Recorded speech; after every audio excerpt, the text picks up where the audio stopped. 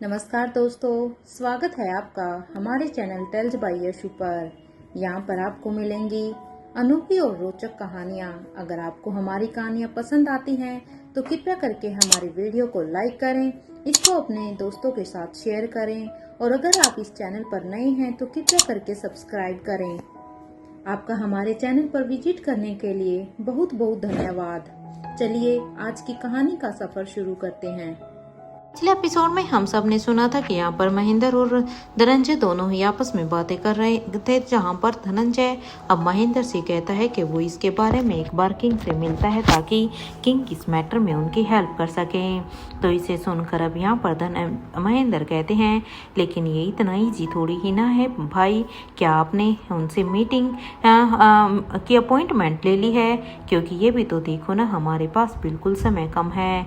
अब यहाँ पर ये दोनों आपस में बातें कर रहे थे कि तभी धनंजय के दिमाग में अभी यहाँ पर अचानक से कुछ याद आता है और वो अब कहते हैं, ओ गॉड महेंद्र, हमें आकाश को हर हाल में बचाना होगा और साथ के साथ आलिशा को भी हमें इस मैटर से दूर रखना होगा, क्योंकि ये रेवती और अंजलि को किडनैप करने की उनके पास और कोई वजह ही नहीं है। अगर उन्होंने रेवती और इनको किडनैप किया है तो उसके पीछे उनका एक ही मकसद है कि वो आलिशा और आकाश तक पहुंचना चाहते हैं। इधर धनंजय की ये बात सुनते ही महेंद्र भी एक पल के लिए सोचने पर मजबूर हो जाता है और कुछ सोचकर अब वो कहता है, भाई सिर्फ आलिशा ही नहीं, फिर तो हमें अनिका को भी इस मैटर से दूर रखना होगा, क्योंकि वो यहाँ पर सिर्फ आलिशा और आकाश को ही अपने कब्जे में नहीं करना चाहते, बल्कि उन्हें अनिका की भी ज़रूरत है। मेरा मतलब आप समझ रहे हैं ना भाई।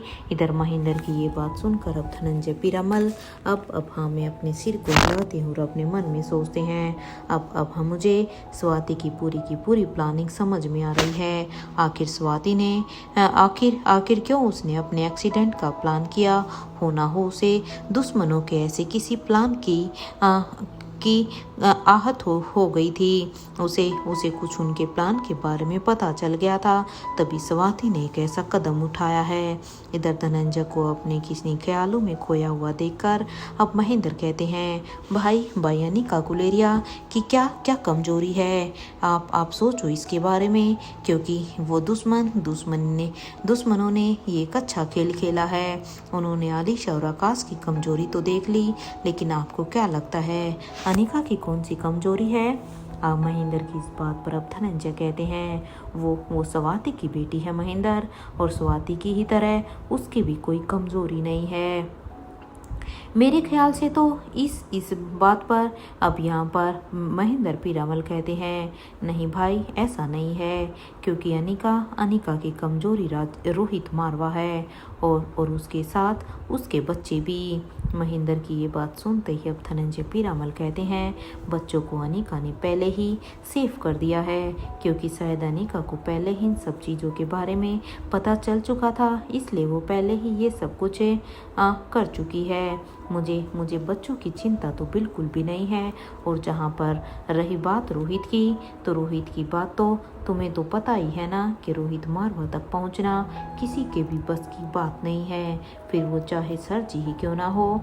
इधर धनंजय की ये बात सुनते ही अब महेंद्र कहते हैं, भाई दुश्मन रोहित मारवा तक नहीं पहुंच सकते हैं, लेकिन वो तो रोहित मारवा को खुद के पास बुला ही सकते हैं ना, क्योंकि एक बार अपने दिमाग से ना सोचकर एक बार दुश्मनों के दिमाग की तरह सोचकर देखो, क्योंकि उन्होंने आलिशा को अपने पास बुलाने के लिए उन्होंने किस तरह से रेवती को अपने कब्जे में ले लिया है, ताकि आलिशा खुद उनके पास जा सकें।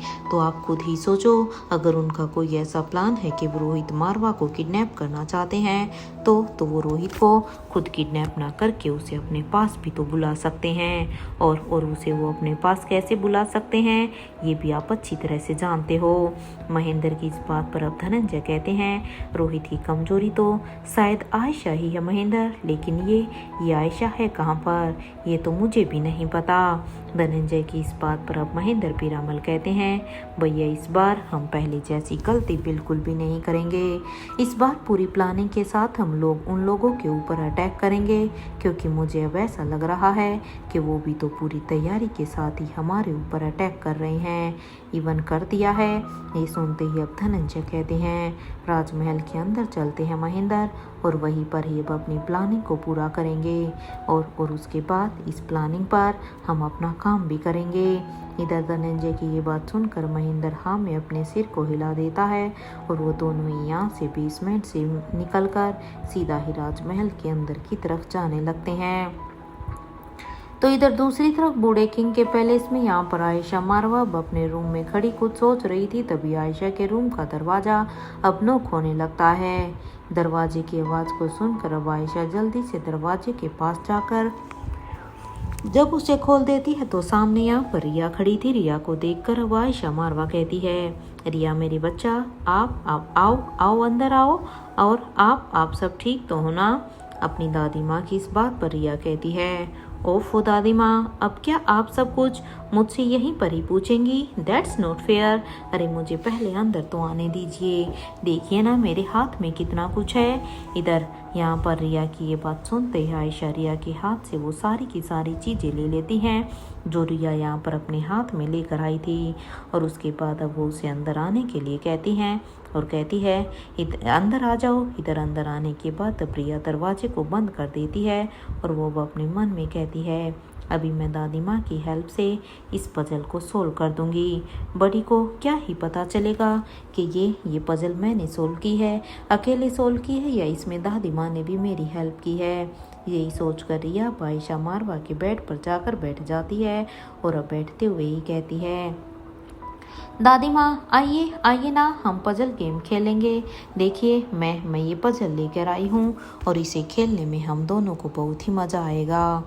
वैसे तो दादी माँ मैं इसे अकेले भी सोल्व कर सकती थी, लेकिन मुझे लगा कि कहीं आप भी बोर ना हो रहे हो, इसलिए मुझे आपका ख्याल आया और मैं इसे यहाँ पर लेकर आ गई। वैसे अच्छा किया ना दादी माँ मैंने, क्योंकि रिया यहाँ पर बिल्कुल भी शक नहीं होने देना चाहती थी कि ये पजल उसके बड़ी ने उसे सोल्व करने के लिए दी है। इधर रिया की ये बात सुनते ही आयशा मारवा के चेहरे पर भी एक स्माइल आ जाती, और अब आयशा कहती है, अच्छा ठीक है रिया, चलो इसे सोल्व करते हैं। वैसे ये पजल गेम आपको किसने दिया? अब यहाँ पर आयशा रिया से सीधा ही ये सवाल पूछ लेती है। इधर उसकी इस बात पर अब रिया कहती है, इसे तो मुझे बड़ी ने दिया है। अच्छा है ना दादी माँ, क्योंकि अब यहाँ पर रिया उनसे कुछ भी नहीं छुपाती, क्योंकि उसे पता चल गया था कि ये बात उसे पता चल ही जानी है। इधर ये सुनते ही आयशा कहती है, अच्छा अगर ये पजल आपके बड़ी ने आपको दी है तो मुझे ये बताओ रिया, क्या उन्होंने ऐसा कहा था कि ये पजल आप अपनी दादी माँ के साथ मिलकर सोल्व कीजिए? क्योंकि आयशा मारवा अब इतने समय से यहाँ पर किंग यानी कि अपने पापा के साथ रह रही थी, तो उसे भी अब उनकी आदतों के बारे में, उसके बिहेव के बारे में बहुत कुछ पता चल गया था, और वो बच्चों को कैसे एक शेड्यूल देते थे वो ये बात भी अच्छी तरह से जानती थी। इधर अब अपनी दादी माँ की ये बात सुनते ही रिया एक यहाँ पर क्यूट सा फेस बनाते हुए ही कहती है, दैट्स नॉट फेयर दादी माँ, अब क्या मेरी दादी माँ मेरी हेल्प भी नहीं कर सकती हैं? ये तो सही बात नहीं है। देखो बड़ी ने ऐसा कुछ भी नहीं किया कहा है, लेकिन इसका मतलब क्या ये है कि आप इसमें मेरी हेल्प नहीं करेंगी? अरे कितनी अकेली पड़ गई हूँ मैं, अभी तो मेरे डैड भी यहाँ पर नहीं है, क्योंकि सोचो दादी माँ, अगर मेरे डैड यहाँ पर होते तो फिर मुझे किसी से भी हेल्प लेने की ज़रूरत ही नहीं थी। अब यहाँ पर रिया को इस तरह से अब रिएक्ट करता हुआ देखकर अब आयशा मारवा बस फटी हुई आंखों से रिया को ही देख रही थी कि रिया सच में हर बात को लेकर कि किस तरह से एक्टिंग करती है। अब इसलिए अब उसे इस तरह से करता हुआ देखकर अब आयशा मारवा अब उसकी नाक को पकड़ती है और उसे खींचते हुए ही कहती है, नटखट लड़की, बस भी करो अपना ये ड्रामा, अब आओ हम दोनों मिलकर इस पजल को सोल्व कर लेंगे।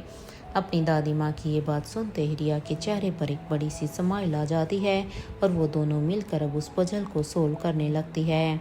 दूसरी तरफ इधर इंडिया में गुलेरिया हाउस में रिया यहाँ पर राजीव और करण दोनों ही अभी एक रूम में थे। इधर अपने भाई को ऐसे गुमसुम सा बैठा हुआ देखकर अब राहुल यहाँ पर राजीव को बिल्कुल भी अच्छा नहीं लग रहा था, क्योंकि राजीव को यहाँ पर ऐसा लगा था कि स्वाति के आने के बाद करण फिर से अब अपनी लाइफ में नॉर्मल हो गया है। लेकिन फिर से ये सब देखकर अब यहाँ पर राजीव कहते हैं, कैसे करण तुमने उस वक्त खुद को और इस घर को संभाला था? करण हाँ बताओ, मेरी तो समझ में ही नहीं आ रहा है, क्योंकि ये सब कुछ मेरी समझ के परे हैं। क्योंकि जो चीज़ तुम आज यहाँ पर सह रहे हो वो तो तुमने सालों पहले भी तो सही थी ना, तो तब तुमने ये सब कुछ कैसे किया था? हाँ कैसे और क्या करूँ मैं? अब बताओ, मुझे तो कुछ भी समझ में ही नहीं आ रहा है कि अब मैं ये सब कैसे संभालूं करण, और क्या संभालूं? काश तुम ठीक होते तो मैं तुम्हें बता सकता था कि यार उस श्रेया और इस नए आकाश का कुछ भी पता नहीं चल रहा है।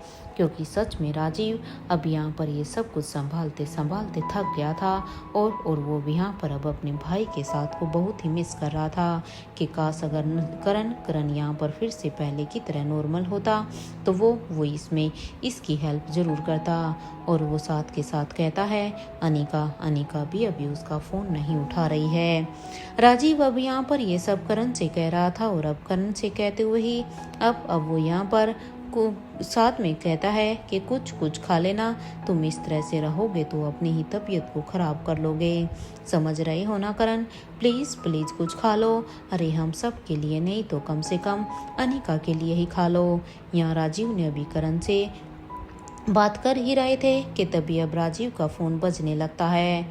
इधर राजीव जैसे ही अब अपने फ़ोन को अपनी पॉकेट से निकाल कर उसकी स्क्रीन पर देखते हैं तो उसके पास ही मयूर का कॉल आ रहा था। इसलिए राजीव बिना कुछ सोचते ही जल्दी से अब अपने फ़ोन को रिसीव करते हुए ही कहता है, हाँ मयूर बोलो, कुछ पता चला श्रेया का? हाँ क्या श्रेया के बारे में कोई इन्फॉर्मेशन मिली? इस बात पर अब उन्हें सामने से आवाज़ आती है, हाँ अंकल, श्रेया की लास्ट लोकेशन के बारे में हमें पता चल गया है। ये सुनते ही यहाँ पर राजीव कहते हैं, दैट्स गुड, तुम मुझे लोकेशन बताओ, कहाँ पर था उसका फ़ोन लास्ट टाइम, मैं भी वहाँ पर जाऊँगा। इस बात पर अब उन्हें सामने से आवाज़ आती है, ठीक है अंकल, मैं भी आपको उसकी लोकेशन सेंड कर रहा हूँ। ये सुनते ही यहाँ पर राजीव भी अब अपने फ़ोन को डिस्कनेक्ट कर देता है और जब वो यहाँ पर पीछे मुड़ता है तो अपने पास अब उसे देखकर अब वो एकदम से ही चौंक जाता है। तो इधर दूसरी तरफ दिल्ली में हरियाणा के बॉर्डर पर बने हुए गुलेरिया फार्म हाउस में यहाँ पर एक शख्स अब इधर उधर चक्कर काट रहा था कि तभी एक शख्स अब उसके पास आकर कहता है, बॉस ये आदमी असली आकाश गुलेरिया नहीं है, मैंने आपके साथ इसका डीएनए टेस्ट करवाया है और ये रही रिपोर्ट। इधर ये सुनते ही वो आदमी जब उस रिपोर्ट को हैरानी से अब अपने हाथ में लेकर कहता है, अच्छा तो ये वो आकाश है जिसे शायद दमयंती देवी ने बनाया था, यानी कि वो नकली आकाश। क्या बात है, दाद देनी पड़ेगी अपने दुश्मनों की। अरे सोच के हमारे ही प्याले से हमें ही मात देने का कितना अच्छा प्लान था। आई एम इम्प्रेस्ड, हमने तो इस बारे में सोचा भी नहीं। लेकिन वो क्या है ना कि मैं आकाश का ग्रैंडफादर हूँ, क्योंकि ये बात यहाँ पर कोई और नहीं बल्कि यहाँ पर देवराज गुलेरिया कर रहा था। इसलिए वो कहता है, मैं तुम्हारा ग्रैंडफादर हूँ, इसलिए मुझे बेवकूफ़ बनाना इतना आसान नहीं है। इसका तो भी यही मतलब है कि दिव्यांशी के पास जो आकाश है वो ही रियल आकाश है, क्योंकि अगर ये आकाश नकली है तो दिव्यांशी के पास आकाश वो असली है। मुझे ये बात बस अब सर जी को बतानी होगी। मुझे सर जी को इसके बारे में सब कुछ बता देना चाहिए, कहीं ऐसा ना हो कि वो आकाश भी वहाँ से निकल जाए। यहाँ देवराज इधर अपनी ही सोच में थे तो वहीं दूसरी तरफ मल्होत्रा हाउस से अब एक गाड़ी तेजी से वहाँ से निकल रही थी। तो वहीं घर के अंदर इधर किशन मामा अब अंजलि मामी को आवाज़ लगा रहे थे। इधर उनकी आवाज़ को सुनकर अब क्रिश आकर कहता है, पापा वो मम्मी को कुछ जरूरी काम था तो वो कहीं पर गई हुई हैं। इस बात पर अब किशन मामा कहते हैं, क्या अंजलि ने तुम्हें कुछ भी बताया है? अब किशन की इस बात पर क्रिश कहता है, नहीं पापा, माँ ने तो मुझे कुछ भी नहीं बताया है, वो तो मैं दादी माँ के साथ था ना। इस बात पर अब किशन मामा कहते हैं, तो आखिर कहाँ जा सकते हैं अंजलि, और वो भी किसी को बिना बताए। वैसे भी यहाँ पर घर में सब कुछ कितना क्रिटिकल हो चुका है। जहाँ एक तरफ किशन मामा अपनी ही सोच में थे अंजलि को लेकर, तो वहीं इधर स्पेशल डिपार्टमेंट में अब अनिका कहती है, तो ये है मेरी प्लानिंग, किसी को कोई भी डाउट हो तो वो हमसे कुछ भी पूछ सकता है। यहाँ अनिका ने अभी ये कहा ही था कि तभी उनसे भी इंस्पेक्टर विक्रांत कहते हैं, बाकी सब तो ठीक है अनिका, और आपका प्लान भी फुल प्रूफ है, but I have a doubt, अगर वहाँ पर ऐसे हालात हुए जो कि हमारे हाथ में ना हो तो तब हम कैसे खुद को प्रोटेक्ट करेंगे, और सबसे बड़ी बात कि हमारे साथ कितनी मैन पावर जाएगी। वैसे मैंने काफ़ी सुना है कि आप लोगों की मैन पावर बहुत है, लेकिन फिर भी मेरे दिमाग में ये सवाल आया तो इसलिए मैं ये पूछना चाहता हूँ। और हाँ, मैं लंदन से आप सभी को पेरिस में ही ज्वाइन करूँगा। And one more thing Anika Guleria, आपने मुझे इस प्लान का मेन स्टेप तो बताया ही नहीं।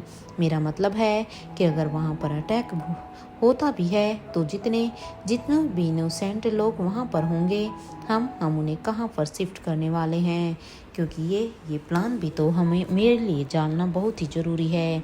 देखिए, अब सभी को ही हम राजमहल में तो शिफ्ट नहीं कर सकते हैं ना, क्योंकि आप खुद ही सोचो कि उस फाउंडेशन डे पर कितनी ही पब्लिक वहाँ पर होगी। इस बार यहाँ पर इंस्पेक्टर विक्रांत की इस बात पर अब इंस्पेक्टर अब्बास कहते हैं, it's a valid point, we have to do something. अब यहाँ पर अब्बास की ये बात सुनते ही अब अनिका कहती है, इंस्पेक्टर विक्रांत, आपका क्या सजेशन है इस बारे में? क्या आपने कुछ सोचा है? मेरा मतलब है कि हम उन लोगों को कहाँ पर शिफ्ट कर सकते हैं, क्योंकि अगर आपके दिमाग में ये सवाल आया है तो आई होप कि आपने इसके बारे में कोई सॉल्यूशन भी निकाला होगा। आफ्टर ऑल सभी की सेफ्टी का सवाल है। इधर यहाँ पर अनिका ने उल्टा ही विक्रांत से ये सवाल पूछ लिया था। इधर ये सुनते हुए इंस्पेक्टर विक्रांत कहते हैं, वेल अनिका, अगर यही बात है तो मैं सभी की सेफ्टी की रिस्पॉन्सिबिलिटी लेता हूँ, स्पेशली रानी साहिबा की। विक्रांत की ये बात सुनते ही अनिका को यहाँ पर थोड़ा सा अजीब लगता है, लेकिन वो ज़्यादा रिएक्ट नहीं करती। तो वहीं अब इंस्पेक्टर विक्रांत कहते हैं, ठीक है, फिर मेरे ख्याल से हमें कल मॉर्निंग में ही पेरिस के लिए निकलना होगा। And one more thing inspector Vikrant, हमें आपके दादाजी की मौत के बारे में भी पता चला, हम आपके दुख में आपके साथ हैं। इंस्पेक्टर अब्बास की इस बात पर इंस्पेक्टर विक्रांत कहते हैं, well I appreciate Anika Guleria, you lost your mom and your maternal grandfather. I know आपने भी बहुत ही मुश्किलों से खुद को संभाला हुआ होगा, और उसके बाद अब आप यहाँ पर अपनी ड्यूटी को भी बड़ी ही शिद्दत से पूरा कर रही हैं। मैं तो सच में आपकी इस हिम्मत को देखकर, आपके इस पैशन को देखकर मैं सच में आपका फ़ैन हो गया हूँ। अरे इतने मुश्किल वक्त में भी आप जब यहाँ पर अपनी ड्यूटी पर तैनात हैं, एक मैं हूँ जो जस्ट अपने दादाजी की मौत के बाद अपनी ड्यूटी पर भी नहीं आया। इधर ये सुनते ही भी यहाँ पर इससे पहले कि अनिका कोई भी जवाब देती कि तभी भूमिका बीच में बोलते हुए कहती है, लगता है कि आपने मेरे भाई के बारे में नहीं सुना है। मेरे ख्याल से आपको मेरे भाई के बारे में थोड़ी सी रिसर्च कर लेनी चाहिए, क्योंकि भूमिका को अच्छा बिल्कुल भी नहीं लगता कि यहाँ पर विक्रांत इस तरह से अनिका को अप्रिशिएट करे। इसलिए रोहित का नाम लेते हुए वो इनडायरेक्टली यहाँ पर विक्रांत को एक धमकी दे रही थी। इधर भूमिका की ये बात सुनते ही वहाँ पर बैठे सभी अभी यहाँ पर अपनी हंसी को कंट्रोल करने में लगे हुए थे, क्योंकि ये सभी अच्छी तरह से समझ गए थे कि भूमिका ने ये बात क्यों कही है। तो वहीं अब भूमिका कहती है, इंस्पेक्टर अब्बास, मेरे ख्याल से अब हमें यहाँ से चलना चाहिए। भूमिका की ये बात सुनते ही अनिका भी अब अपनी जगह पर खड़ी होती है और वो अब दोनों वहाँ से जाने लगती हैं।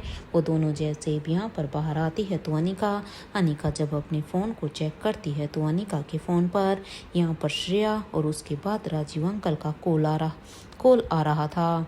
ये देखकर अब अनिका कहती है, सब ठीक तो है ना? राजीव अंकल ने मुझे इतने सारे कॉल क्यों किए होंगे, ये इतनी सारी मिस कॉल क्यों है? इधर इस बात पर अब भूमिका कहती है, अनिका हो सकता है कि वो स्वाति आंटी के बारे में जानने के लिए ही तुम्हें फ़ोन कर रही हूँ। इस बात पर अब अनिका कहती है, हाँ हो सकता है भूमिका। यहाँ पर वो दोनों बात ही कर रहे थे कि तभी अब वहाँ पर निखिल भी अब तक आ जाता है और वो पहले इधर उधर देखता है और जब वो यहाँ पर श्योर हो जाता है कि यहाँ पर कोई भी उनकी बातों को नहीं सुन रहा तो वो कहता है, आप दोनों को पता चल गया होगा ना कि वो किंग ने मीटिंग रखी है और हमें आधे घंटे में उस मीटिंग को ज्वाइन करना है, इसलिए हमें अभी के अभी यहाँ से निकलना होगा। निखिल की ये बात सुनते ही अब अनिका कहती है, मैं एक काम करते हैं, मैं अपनी गाड़ी लेकर आई हूँ, एक लोकेशन पर चलकर हम इस मीटिंग को अटेंड करते हैं। अनिका की ये बात सुनते ही भूमिका कहती है, किस लोकेशन पर अनिका, क्योंकि वो लोकेशन काफ़ी कॉन्फिडेंशियल होनी चाहिए ताकि किसी को भी कुछ भी पता ना चले। भूमिका की ये बात सुनते ही अनिका कहती है, मारवा हाउस।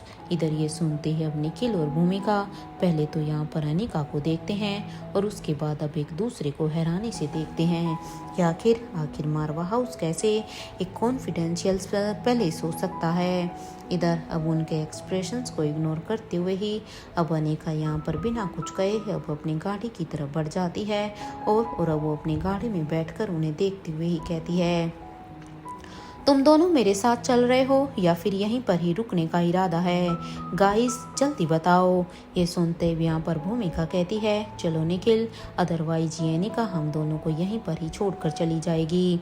और ये कहते हुए ही वो जल्दी से अनिका के बगल की पैसेंजर सीट पर बैठ जाती है तो वहीं निखिल भी यहाँ पर पीछे की सीट पर जाकर बैठ जाता है और वो गाड़ी में कुछ पकड़ने के लिए ढूंढ रहा था क्योंकि उन्हें अच्छी तरह से पता था कि जब अनिका ड्राइविंग करती थी तो कितनी भयानक करती थी, क्योंकि उसका कई बार यहाँ एनी यानी जो अनिका बनती थी उसके साथ भी पाला पड़ चुका था।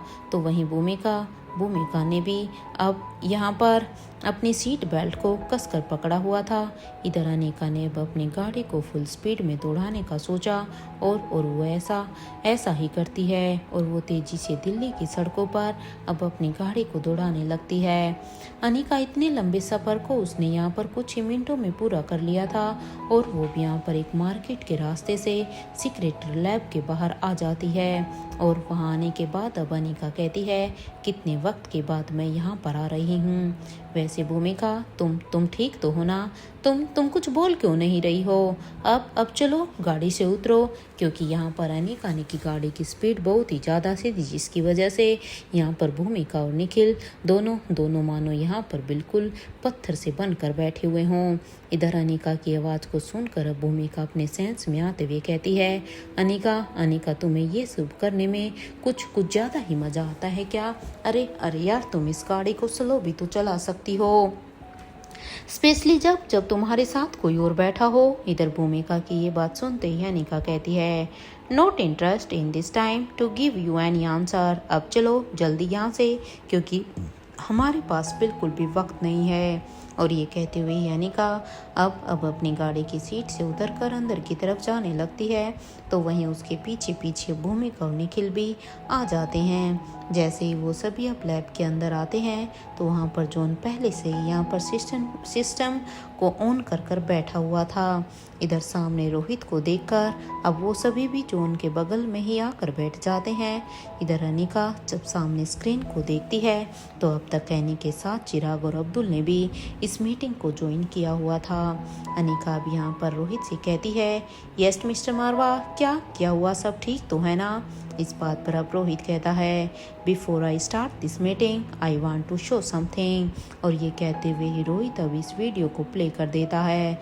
इधर 2 मिनट के उस वीडियो को देखने के बाद तो अब सभी बस हैरानी से एक दूसरे को ही देख रहे थे।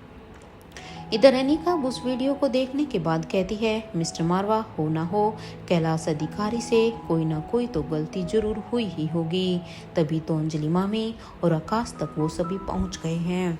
ये बात तो मैं पूरी गारंटी के साथ कह सकती हूँ, अदरवाइज हमारे दुश्मनों का उन तक पहुंचना इतना भी आसान नहीं था।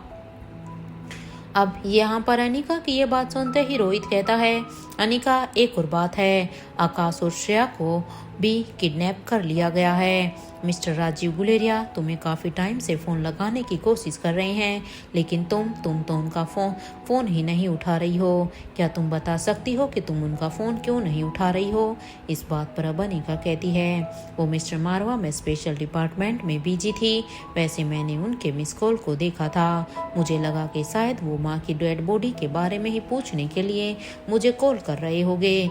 वैसे क्या आप बता सकते हैं आपको ये बात कैसे पता चली कि श्रेया और उस आकाश का किडनैप हो चुका है? अनिका की इस बात पर अब रोहित कहता है, मयूर ने मुझे फोन किया था Anika. King wants to give a beautiful gifts to sir ji. अब रोहित की ये बात सुनते ही अनिका कहती है, मिस्टर मारवा आप चिंता मत कीजिए। वो राजमाता मेरा मतलब है कि नानी माँ की भाषा में कहते हैं ना, इन सभी के पाप का घड़ा अब भर चुका है। बस ये अब उस घड़े को छलकवाने का इंतजार कर रहे हैं। एक साथ ज्वाइन किया था ना इन लोगों ने खतरनाक ऑर्गेनाइजेशन को, तो बस अब इनकी मौत भी अब एक साथ ही होगी। मैंने कुछ सोचा है, आप अभी मेरी बात को ध्यान से सुनिए। और ये कहते हुए अनिका भी यहाँ पर अपने प्लान को रोहित को बताने लगती है। इधर अनिका की सारी बातों को सुनने के बाद अब एनी कहती है, Anika madam are you sure this plan works and what about this Netra? हम इसे अकेला तो नहीं छोड़ सकते हैं ना? एनी की इस बात पर अब अनिका कुछ कहने ही वाली थी कि तभी अनिका की नज़र रोहित के ऊपर जाती है, जो अपनी उंगलियों से टेबल पर टैप कर रहा था। रोहित को अब इस तरह से टैप करता हुआ देखकर अब अनिका रोहित के सीक्रेट मैसेज को समझने की कोशिश करती है और जब उसे सब कुछ समझ में आ जाता है तो अनिका कहती है, आर यू श्योर मिस्टर मारवा? अनिका की इस बात पर अब रोहित भी हाँ में अपनी पलकों को झपका देता है। इधर रोहित के सीक्रेट कोड ने अनिका को सोचने पर मजबूर कर दिया था। वो भी यहाँ पर रोहित से कहती है, मिस्टर मारवा आप मारवा हाउस कब आ रहे हैं? अनिका की इस बात पर अब रोहित कहता है, अनिका मैं तो अभी कहीं और जा रहा हूँ और वहाँ पर जाना मेरे लिए सबसे ज़्यादा ज़रूरी है। रोहित की इस बात पर अब भूमिका कहती है, लेकिन रोहित तुझे तो अभी पेरिस जाना चाहिए था ना, वहाँ पर सभी मुश्किल में फंसे हुए हैं क्योंकि वहाँ पर भी सब कुछ ठीक नहीं है। इस बात पर अब रोहित कहता है, हमें चिंता करने की जरूरत नहीं है भूमिका, इस बार उन चारों ने अपनी मौत को दावत दी है। अनिका मेरे ख्याल से अब तुम्हें फार्म हाउस के लिए निकलना होगा। अब वक्त आ गया है लोगों को न्याय मिले। इस बात पर अब अनिका कहती है, आप चिंता मत कीजिए, मैं भी वहाँ के लिए निकल रही हूँ और हाँ मैं वहाँ पर अपना काम पूरा करने के बाद मैं पेरिस चली जाऊँगी। अनिका की इस बात पर अब रोहित कहता है, ठीक है अनिका, क्या मैं तुम्हारे साथ अपने आदमियों को भेजूं? रोहित की इस बात पर अनिका कहती है, नहीं मिस्टर मारवा मैं सब कुछ हैंडल कर लूंगी। वैसे आप आलिशा को वहां तक कैसे पहुंचाएंगे? इस बात पर अब रोहित कहता है, इसकी ज़रूरत है। वहां पर कोई है जो आलिशा को दिव्यांशी पीरामल की मौत बनाकर वहां पर पहुंचाएगा, क्योंकि अब तो हम भी यही चाहते हैं कि एक बार आलिशा वहां तक उन तक पहुंचे। और हाँ अनिका तुम्हें स्वाति माँ का हिंट तो मिल ही गया होगा ना? रोहित की इस बात पर अनिका कहती है, यस मिस्टर मारवा, थोड़ा। और हाँ इस बार हम अपनी पुरानी गलती को दोहराएंगे नहीं। और हाँ उन चारों को सिर्फ मारना ही नहीं है बल्कि, और ये कहते हुए अनिका भी यहाँ पर अपनी बात को अधूरा छोड़ देती है।